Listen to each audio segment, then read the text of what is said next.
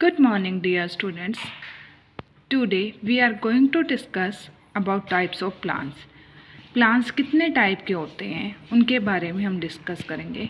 तो mainly plants को two categories में हमने डिवाइड किया स्टूडेंट्स, स्टैंडिंग और repeatedly used plants, single use और स्पेशल और एड हॉक प्लांट्स। तो जो स्टैंडिंग या रिपीटेडली यूज्ड है स्टूडेंट्स, नेम ही बता रहे हैं, ऐसे प्लांट जो एक बार बनाए जाते हैं लेकिन बार बार क्या होते हैं वो यूज़ किए जाते हैं। सिंगल यूज़ और स्पेशल या एडोक प्लांट्स ऐसे होते हैं जो एक सिंगल टाइम यूज़ होते हैं और उसके बाद क्या होते हैं, हमें उनके लिए दोबारा से उन्हें बनाना पड़ता है। जैसे हम बात करें स्टूडेंट सिंगल यूज़ प्लांट्स की, तो कोई भी प्लान ऐसा ले लीजिए जो आप एक बार के लिए बनाते हैं। लेट्स सपोज कि आप क्लास 12th एक ही बार में कंप्लीट करेंगे, तो उसके लिए जो आप प्लान बनाओगे special, that is your single use plan. लेकिन जो आपकी पूरी लाइफ का एक टारगेट है, एक ऑब्जेक्टिव है कि मुझे इतनी एज तक ये एक जॉब या एक ये मुकाम हासिल करना है, that is your standing plan. कि उसके लिए जो आप डिसाइड करोगे वो आपका बार बार वही, मतलब क्लास 11th में भी वही होगा, 12th में भी, graduation and still further on वही रहेगा। तो स्टैंडिंग और सिंगल यूज़ प्लान में मेन डिफरेंस ही यही है कि स्टैंडिंग प्लान्स ऐसे होते हैं जो बार बार रिपीटेडली यूज़ किए जाते हैं, जबकि सिंगल यूज़ प्लान्स ऐसे होते हैं जो एक सिंगल टाइम ही यूज़ किए जाते हैं।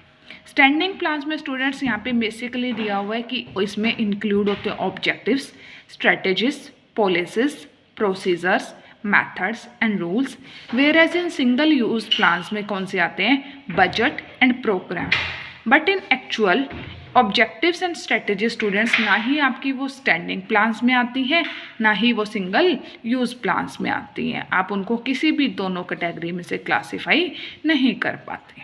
उसी के बारे में आज हम स्टडी करेंगे, ऑब्जेक्टिव्स एंड स्ट्रेटेजीज। तो सबसे पहले स्टूडेंट्स हमें दिया हुआ है पहले दिया हुआ है single use plan and standing plans में डिफरेंस। तो सिंगल यूज़ प्लान का स्टूडेंट हमने मीनिंग पढ़ा कि वो क्या होते हैं, किसी एक स्पेशल रिक्वायर्ड सिचुएशन को मीट करने के लिए बनाए जाते हैं। जैसे अब हमने प्लान बनाया कि 12th में हमारी क्या है, मान लेते हैं एग्ज़ाम्स हैं, तो उसके रिलेटेड मैंने प्लान बनाया, तो वो उसी पर्पज़ के लिए बना है, स्पेशल के लिए। जबकि स्टैंडिंग प्लान्स होते हैं कि मेरा पढ़ने का एक्चुअल मोटिव क्या है, ऑब्जेक्टिव क्या है, वो आपका पढ़ने का, नॉलेज लेने का मोटिव आपका फुल लाइफ आपका काम करता है। सिंगल यूज़ प्लान्स जो होते हैं वो स्पेशल एक्टिविटीज़ के लिए बनाए जाते हैं, ऑब्जेक्टिव उनका स्पेशल एक्टिविटीज़ से रिलेटेड होता है। स्टैंडिंग प्लान्स का ऑब्जेक्टिव क्या होता है कि हमारे जो डिसीजंस हैं उनमें सिमिलैरिटी आए, सारे एक जैसे डिसीजंस ही लें। Single use plans generally scope में नैरो होते हैं क्योंकि एक स्पेसिफिक प्रोजेक्ट से रिलेटेड है, उसके बाद वो ख़त्म हो जाएंगे। लेकिन स्टैंडिंग प्लान्स जनरली वाइडर होते हैं, उनकी एप्लीकेबिलिटी ज़्यादा होती है, एक डिपार्टमेंट में ना होकर हर डिपार्टमेंट से वो रिलेट करते हैं।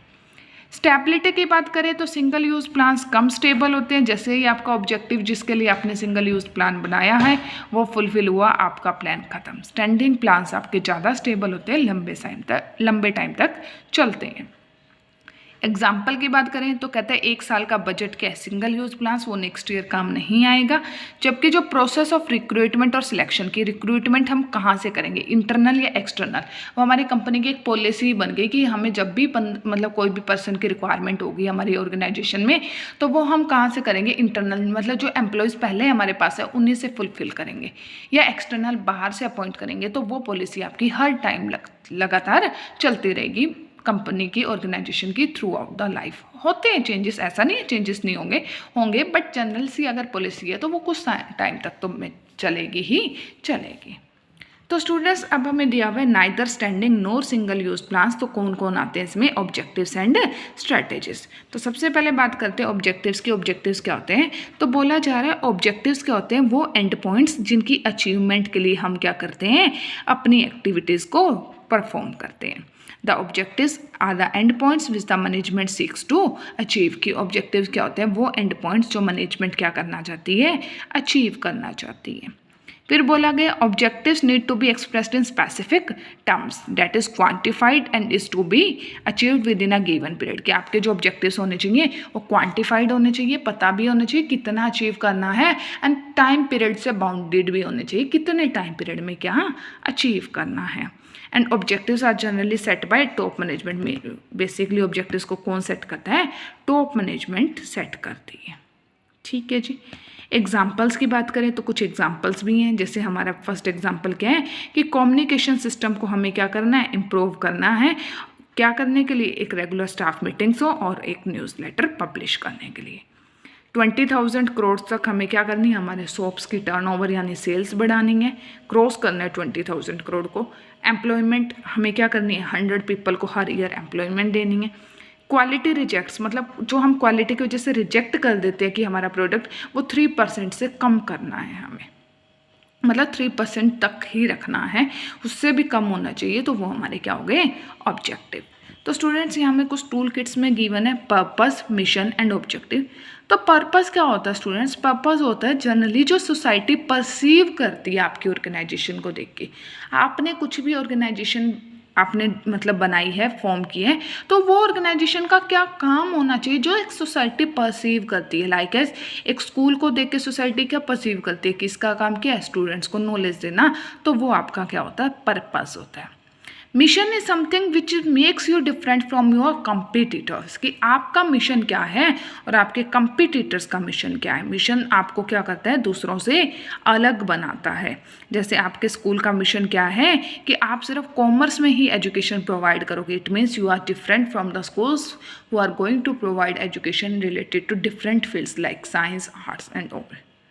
Whereas objective is something which is quantifiable and related to a time बाउंडेशन, कि वहाँ पे आपको क्या है, एक टाइम की बाउंडेशन है और उसके साथ साथ उसको आपने क्वांटिफाई किया हुआ है। लाइक क्या कि आपका ऑब्जेक्टिव क्या है, 100 स्टूडेंट्स को कॉमर्स की एजुकेशन प्रोवाइड करना है एक ईयर में, तो आपने क्वांटिफाई भी कर दिया कि 100 स्टूडेंट्स को प्रोवाइड करना, एंड ड्यूरिंग अ ईयर आपने टाइम बाउंडेशन भी वहाँ पे सेट कर दी है। उसके बाद बात करें स्टूडेंट्स ऑब्जेक्टिव्स के फीचर की, तो ऑब्जेक्टिव्स के फीचर क्या, objective should be unambiguous, confusing नहीं होने चाहिए, they should be clear, simple होने चाहिए, क्लियरली अंडरस्टूडेबल हो, क्लियरली डिजाइंड हो। They should be linked with the outcome and not with the activities perform to achieve them, वो outcome से, overall result से रिलेटेड होने चाहिए कि हमें क्या करना है, हमें ये रिजल्ट अचीव करना है, no matter related to the activities which are design to achieve them. They should be measurable, objective should be measurable, they should be able to define in the quantifiable terms. The time limit should be prescribed to achieve them, there should be the time limit so that you can achieve your objectives on time within the time frame set by the management. बिना time के तो objectives कभी fulfil ही नहीं होंगे, क्योंकि कल तो किसी का कभी आता ही नहीं है। And they should B achievable, objectives ऐसे होने चाहिए जो अचीव किए जा सके, ऐसे ऑब्जेक्टिव्स नहीं होने चाहिए जो अचीवेबल ही ना हो। कुछ ऐसे ऑब्जेक्टिव्स भी होते हैं मतलब जिनको ऑब्वियस ही बात है कि उनको अचीव करना पॉसिबल नहीं हो पाता इतने टाइम पीरियड में। जैसे हमने मान लिया कि एट प्रेजेंट मेरी मंथ की सेल 1000 यूनिट्स चल रही है और मैंने ऑब्जेक्टिव रख दिया नेक्स्ट मंथ तक मेरी सेल्स 1 लाख यूनिट्स को पार कर जाए, तो ऐसा नहीं हो सकता। आप सीधा 1000 से 1 लाख यूनिट्स पे नहीं आ सकते, तो मतलब ऑब्जेक्टिव शुड बी अचीवेबल होने चाहिए। Next which is not a standing plan and not a single use plan is strategy. Strategy क्या होती है स्टूडेंट्स, बहुत बार हम बात करते हैं स्ट्रेटेजी वर्ड को, हम डेली लाइफ में भी यूज़ करते हैं कि इसके लिए आपने क्या स्ट्रेटेजी बनाई है। Strategy is something students which is prepared in keeping the view the steps taken by the competitors, मतलब कंपिटिटर्स किस टाइप से एक्ट कर रहे हैं मार्केट में, उसको नज़रिए में रखते हुए, उसकी स्टडी करते हुए आप अपने प्लान्स बनाते हो, that is strategy. Strategy something मतलब आप कुछ इस टाइप का प्लान बना रहे हो कि आप कंपिटिटर से क्या रहोगे, आगे रहने का। तो कंपिटिटर्स कहाँ आते हैं, हमारे बिजनेस एनवायरनमेंट का पार्ट है, तो कुछ इसी टाइप की चीज़ को स्ट्रेटेजी बोला जाता है। A strategy is a comprehensive plan for accomplishing an organisation's objectives taking business environment into consideration, कि बिजनेस एनवायरनमेंट को भी बाहर क्या हो रहा है बिजनेस से, उसको माइक्रो मैक्रो एक फैक्टर्स को स्टडी करते हुए आप क्या करते हो, वहाँ पे एक पूरा कॉम्प्रिहेंसिव प्लान बनाते हो। और वो प्लान का मेन काम क्या है आपका, जस्ट यही कि वो आपको क्या रखे, आपको ऑब्जेक्टिव्स अचीव करें, मतलब आपको कॉम्पिटिटर से आगे रखे। पूरी स्ट्रेटेजी में भी होगा, planning process as it is चलेगी। स्ट्रेटेजी में आप प्लान्स डिसाइड करोगे, ऑब्जेक्टिव्स बनाओगे, मतलब उससे रिलेटेड अल्टरनेटिव कोर्सेज लोगे, वो सब कुछ, but strategy is something which is related to your business environment की स्टडी करके आप बनाते हो। मेजर बेसिक डिसीजंस क्या हो सकते हैं, जैसे कि ऑर्गेनाइजेशन ये देखना चाहती है कि वो अब जिस बिज़नेस में उसी में रहे कंटिन्यू, या फिर कुछ और चेंजेस करे, या कुछ न्यू लाइंस उसमें मिक्स करे कि आप पहले क्या बना रहे हो, ठीक है जी, आप कुछ बना रहे हो प्लास्टिक प्रोडक्ट्स, अब हम उसमें मेटल प्रोडक्ट्स भी ऐड करें या फिर ना करें। Seek to acquire a top position in the same line of business, मतलब आप अपने आप को कंपिटिटर से आगे रख रहे हैं। डिफ्रेंशिएट की बात करते हैं students between the objective and strategy.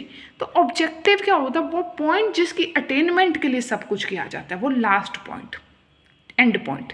Where strategy is a complete plan which is design to achieve that objective. तो ऑब्जेक्टिव्स की अचीवमेंट के लिए जो प्लान होता है दैट इज स्ट्रेटेजी, और whereas objectives is the जो हमें अचीव करना है। मेन एलिमेंट ऑब्जेक्टिव्स में क्या होता है, वो मिजरेबल टर्म्स में हो और उसके साथ साथ टाइम पीरियड गिवन हो उसका।